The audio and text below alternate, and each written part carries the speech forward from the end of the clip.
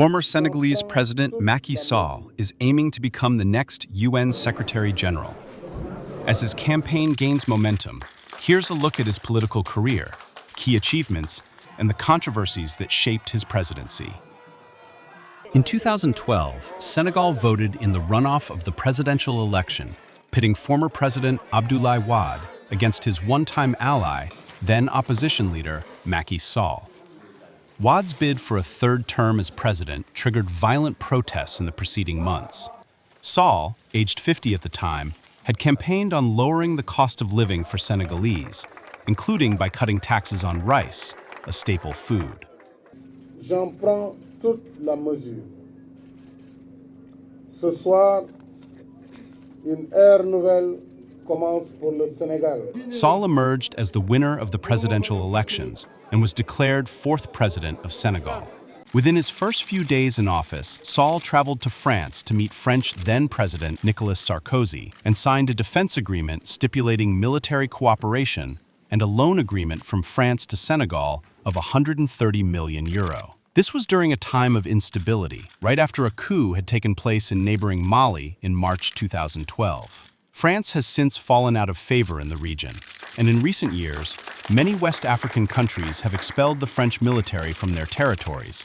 Sall campaigned for a second term as president in 2019, with his main opponents being Idrissa Seck, who was himself a former prime minister, but who had spent months in prison in 2004 on charges of embezzlement, and Ousmane Sonko, whose relative youth and activism, over which he got sacked from his role as tax inspector in 2016, made him popular.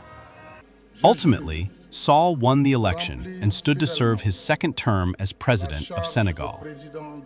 During the global COVID-19 pandemic, Senegal initially enforced strict lockdowns to curb the spread of the virus. However, citizens protested against the dusk-to-dawn curfews, as many were hungry, unemployment was rife, and the economy ground to a halt during the pandemic's lockdowns. In April 2020, Sall launched a large-scale operation to distribute over $105 million worth of food aid to 1 million households considered vulnerable to assist in alleviating the effects of the COVID-19 restrictions.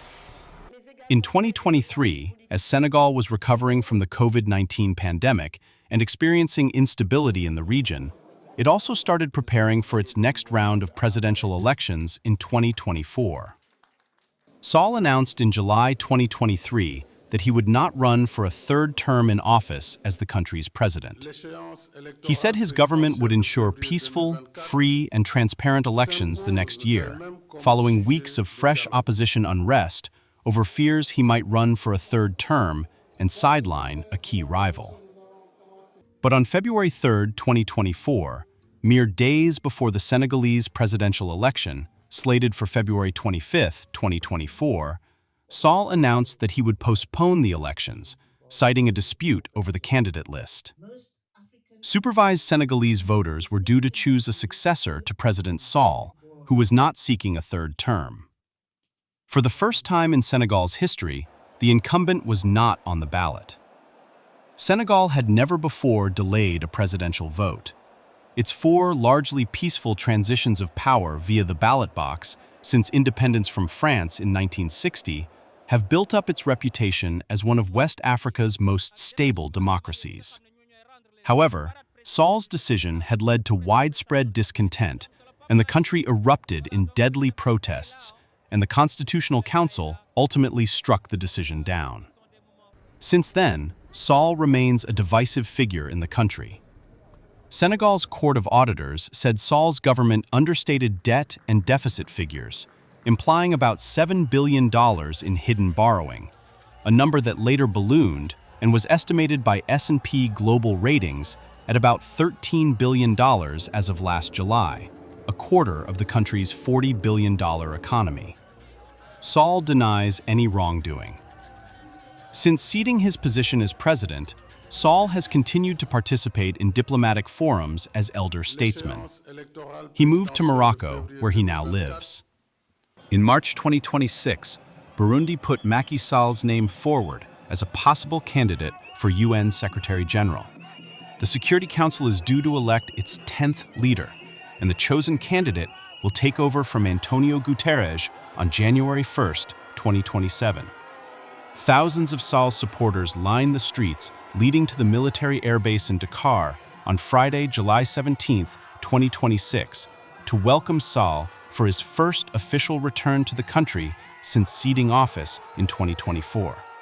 He met with President Bassirou Diomaye Faye before leaving Dakar immediately afterwards. He said the visit was part of the consultations and visits I have undertaken in connection with my candidacy. But he said he anticipated having the opportunity to return to Dakar on another occasion to meet with activists and supporters. Police fired tear gas to disperse the crowds filling the streets, carrying banners, flags, and vuvuzelas as Sall's convoy passed to the presidential palace for the meeting between Faye and Sall.